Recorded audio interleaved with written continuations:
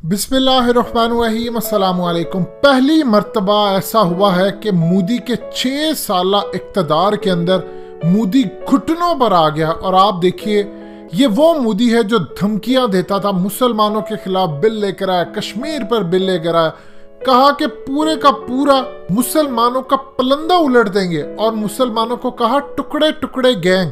असल में इन्होंने ये नाम रखा था कि टुकड़े टुकड़े गैंग है, मुल्क को तोड़ने के लिए आए हैं। 25 करोड़ मुसलमानों से मोदी नहीं डरा, लेकिन 2 करोड़ 10 लाख सिखों से मोदी डर गया, क्योंकि सबसे बड़ा उसको पता है प्रॉब्लम पीछे है खालिस्तान की। सूरत हाल यह है कि किसानों का एहतजाज अब इस लेवल पर आ गया है कि 20-25 किसान, इससे भी ज्यादा किसान मरना शुरू हो गए। जाहिर सी बात, आप जानते हैं बूढ़े हैं, सड़कों पर ठंड इतनी ज्यादा। इस सूरत हाल के अंदर बड़े बड़े अदाकार, दिलजीत सिंह हो, चाहे उसके साथ गुरप्रीत गुग्गी हो, कोई भी हो, ये सब के सब एहतजाज में पहुंच चुके। इवन कि आप अंदाजा कीजिए कि डिप्टी आईजी तक वो इस्तीफा देकर एहतजाज में आ गया। मजीद डिस्कस करने से पहले इस वीडियो को लाइक करें, हकीकत टीवी को सब्सक्राइब करें और बेल आइकन पर जरूर क्लिक करें। मोदी ने अब क्या कहा? मोदी ने अब हाथ जोड़ते हुए आपको बताया था कि इंटेलिजेंस ब्यूरो की इनकी जो रिपोर्ट है, वो हकीकत टीवी ने आपको एक खबर ब्रेक की थी कि इंटेलिजेंस ब्यूरो ने ये कहा है कि आपने अगर एक गोली भी इनके खिलाफ चलाई तो फिर समझ लीजिए सेंटर को टूटने से कोई नहीं बचा सकता। अब सूरत हाल ही है कि किसानों के वहां पर लोग, बूढ़े बुजुर्ग जो आए हैं, वो मरना शुरू हो गए। अभी सूरत हाल के अंदर तहरीक इतनी अरूज पर पहुंच चुकी है कि मोदी ने कहा है कि हाथ जोड़कर आपसे अपील है कि आप भगवान के वास्ते किसी एक दफा इस बिल को गौर से पढ़ ले, हम आपका लैंड वापस नहीं लेने जा रहे। उसने अपनी तकरीर के अंदर भी आकर कहा कि देखिए, आप सारे किसान हैं, मैं आपका साथ देना चाहता हूँ, हम ये बिल वापस नहीं लेंगे, लेकिन आपके लिए तकलीफ का बायस भी नहीं बनेगा। अब आप देखिए, उसने सॉफ्ट अंदाज में क्लियरली कह दिया है कि जो मर्जी आप कर ले, बिल तो मैं वापस नहीं लेने जा रहा, लेकिन साथ हाथ जोड़ते कहा है कि एक दफा बिल से पढ़ लीजिए। अब ये काम करने जा रहा है कि मध्य प्रदेश के जो किसान हैं उनसे ये करने जा रहा है एहतजाज। अब ये काम क्या करें? आप देखिए कि बीजेपी के सोशल मीडिया सेल से कुछ वीडियोस आ रही हैं, कुछ इनके यूट्यूबर जा रहे हैं, हर जगह जा जाकर एक ही बात हो रही है वहां पर कि जी ये किसान जो है, इसको बिल का नहीं पता। और वहां पर इन्होंने जाकर कोई बिहार के अंदर कोई दूसरी जगह पर, जहां किसान महीने का 4,000 कमाता है, उनको 10-10, 20-20 हजार देकर कुछ लोगों से वीडियोस बना रहे हैं, वो मोदी के हक में नारे लगा रहे हैं। लेकिन असल तो खेल चल रहा है पंजाब के अंदर, और पंजाब के अंदर ये आने का नाम नहीं ले रहे। अब सूरत हाल ये है कि मोदी ने कहा कि वो कल मध्य प्रदेश के किसानों से खिताब करेगा, उनसे बातचीत करेगा कि आप देखिए आइए। इसके बाद आखिरी लम्हा ये होगा कि इन्होंने इनके ऊपर चढ़ दौड़ना है। देखिए, किसान के हवाले से ये सिखों ने उसको घुटनों पर ला खड़ा किया है, क्योंकि मोदी को पता है कि सिखों की तहरीक को मैंने अगर किसी तरह उठा दिया तो ये तो पूरे का पूरा पंजाब ले डूबेंगे।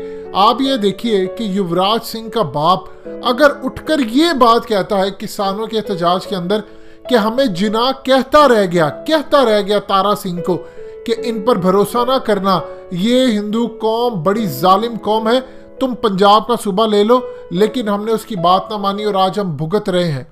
इस लेवल की जब गुफ्तगू होना शुरू हो जाए कि हमने गलती की इनके साथ मिलकर, तो सोचिए बगावत के एलिमेंट्स कहां तक जाएंगे।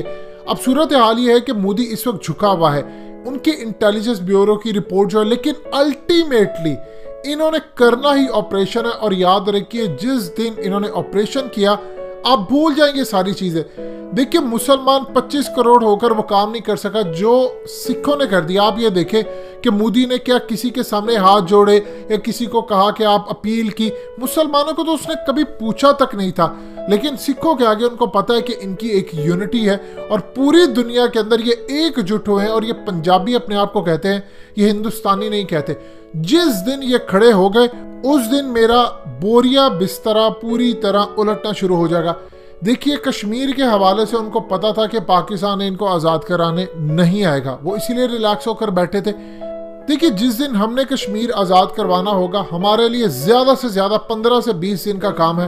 आप आर्मीनिया को देख ले, आज़रबाईजान को देख ले। जिस दिन आज़रबाईजान ने आज़ाद कराने का फैसला किया, उन्होंने तकरीबन इसको 27 साल बाद जाकर आज़ाद करवा लिया। जब उनको लगा हमारे पास ताकत आ गई है, तुर्की ने उसको बैक किया उन्होंने कभी कोई दलील नहीं दी जी नहीं यूनाइटेड नेशन आए वो आकर आज़ाद करवाए इनको, जी फलानी दुनिया नोटिस ले। ऐसा नहीं होता आप आज़ाद करवाते, आपको लड़कर आज़ाद करवाना पड़ता है। आपको कश्मीर भी लड़कर आज़ाद करवाना पड़ेगा, आपको खालिस्तान और पंजाब भी लड़कर आज़ाद करवाना पड़ेगा। आप देखते जाइए अगर किसान और सिख यहाँ पर एकजुट होते रहे, क्योंकि अब ये लास्ट मोमेंट्स आ रहे हैं। अब मोदी चूंकि आ गया, इस वक्त तरले कर रहा है, उसके बाद उसने एग्रेसिव होना है। जब वो एग्रेसिव होगा तब मामला होगा, क्योंकि एक चीज का तो उसने फैसला कर लिया है कि चाहे पूरे का पूरी मेरी हुकूमत उलट दी जाए, मैंने बिल वापस नहीं लेना। क्योंकि अगर बिल वापस गया तो फिर आर्टिकल 370 वाला बिल भी वापस लेना पड़ेगा, फिर सिटीजनशिप एक्ट वाला बिल भी वापस लेना पड़ेगा। और इसके लिए आरएसएस वालों ने कम अज कम उन्होंने 70-80 साल इंतजार किया और आज आकर उनके हाथ मौका आया तो वो कैसे बिल वापस ले सकते हैं। अब सिख उनके गले की हड्डी बन गई है। इस वक्त सूरत हाल ये है कि एक जानिब तो अंबानी है और अडानी है, यानी जिन लोगों ने ये जो माफिया के करिंदे हैं, इन लोगों ने सारा बिल बनवाया। प्राइवेट कारपोरेट सेक्टर ने ये बिल बनवाकर अपनी चांदी करने की कोशिश की। अब इंटरेस्टिंग डेवलपमेंट ये है कि मोदी के लिए ये आखिरी वक्त है और ये गले की हड्डी उसका बना हुआ है, क्योंकि एक जानिब चाइना के मामला था, चाइना इसी से तो फायदा उठाना चाहता है। और इनकी आईबी की रिपोर्ट के अंदर जो पहला पैराग्राफ है उसमें यही कहा गया है कि आपकी एक गोली आईएसआई और पाकिस्तान को फुल मदद करेगी कि वो खालिस्तान की तहरीक उठा दे, और अगर एक दफा सिख भड़क गया तो फिर सेंटर बचाना आपके लिए मुश्किल हो जाएगा। और सबसे बड़ी बात यह है कि फौज के अंदर सिखों की बगावत होगी, पुलिस के अंदर सिखों की बगावत होगी, और ऑलरेडी आप देखिए कि सिख किसकी तरफ देख रहे हैं। एक काम पाकिस्तान ने जबरदस्त किया है कि करतारपुर कॉरिडोर पाकिस्तान ने जो खोल दिया है, उसके बाद सिखों ने आने वाले वक्त के अंदर कहना है कि पाकिस्तान हमारी मदद करे। और आपको इंशाल्लाह अगर अल्लाह पाक को मंजूर हुआ तो अगर ये डटे रहे तो आपको अगले लेवल के ऊपर पूरी दुनिया के अंदर से सिखों की डिमांड नजर आएगी कि पाकिस्तान आए। और जिस तरह बांग्लादेश की बनाने के अंदर मदद की थी इंडिया ने, इसी तरह खालिस्तान बनाने के लिए पाकिस्तान और की फौज हम पर आकर एहसान करे और हमारी मदद करे। लेकिन एक तरफ आप देखिए कि पूरी दुनिया के अंदर जहाँ सिख कम्युनिटी है वो ये बात ज़रूर कह रहे हैं कि ना तो इमरान खान की जानिब से कोई बयान आ रहा है, ना पाकिस्तान की रियासत की जानिब से आ रहा है। वो कहते हैं आपने हम पर इतने एहसानात कर दिए हैं कि हम चुका नहीं सकते। लेकिन ये वो वक्त है कि अगर आपने हमारी तहरीक को बैक ना किया तो हम बुरी तरह नाकाम हो जाएंगे, क्योंकि अगर आप बैक करेंगे तो हम उठ पाएंगे। अब आप ये देखिए कि मोदी का खिताब के बाद ये अल्टीमेटली बीजेपी की तरफ से वार्निंग आएगी, क्योंकि इन्होंने पूरे के पूरे अपने गुंडा जितने भी तमाम के तमाम है इनको इस्तेमाल करना शुरू कर दिया है। और इनको फिलहाल सोशल मीडिया कैंपेन के जरिए आगे लेकर आ रहे हैं कि हम ये कर देंगे, हम सिखों के साथ वो कर देंगे। और सिखों ने फैसला किया है कि आखिरी दम तक लड़ना है। इस सूरत हाल के अंदर आप ये देखिए कि अक्षय कुमार के ऊपर लानतान हो रही है कि तुम मोदी के साथ मिले हो। इवन के शाहरुख खान से लेकर सलमान खान लेकर आमिर खान, इन तमाम पर कहा जा रहा है कि तुम बिल के हक में बोल क्यों नहीं रहे। वहां पर आप देखिए दिलजीत सिंह उठ रहा है, गुरप्रीत घुग्गी उठ रहा है, ये तमाम लोग उठकर काम कर रहे हैं, लेकिन आपको बड़े लेवल पर अदाकार होते नजर नहीं आ रहे। और आहिस्ता आहिस्ता सोनम कपूर ने साइड ली है, प्रियंका चोपड़ा ने ली है, 2-4 डायरेक्टर्स बीच में आए, ये इस तरह हो रहा है। लेकिन अगर आप उम्मीद रखें कि मुस्लिम अदाकार आएंगे तो याद रखिए इन्होंने तो मुसलमानों के हक के लिए कुछ नहीं बोला था, ये सिखों के लिए क्या करने आएंगे। दोस्तों, हकीकत टीवी को सब्सक्राइब करना मत भूलिए, वीडियो को लाइक करें, शेयर करें और कमेंट सेक्शन में अपनी राय का इजहार जरूर करें।